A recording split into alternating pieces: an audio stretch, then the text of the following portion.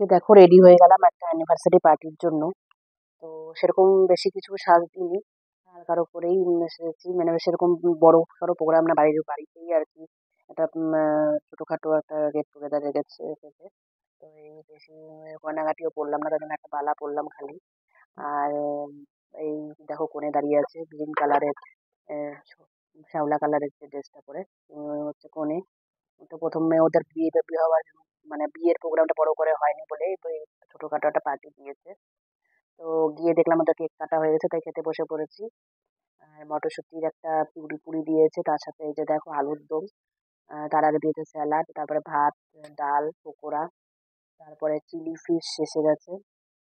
Chilli fish টা বেশ ভালোই হয়েছিল, খুব টেস্টি হয়েছিল।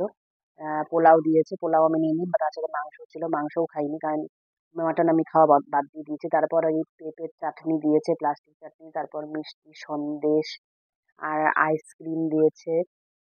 তারপরে তোমার ইয়ে জোয়ান দিয়েছে লাস্টে। আর তারপর খেয়ে দিয়ে বাড়ি চলে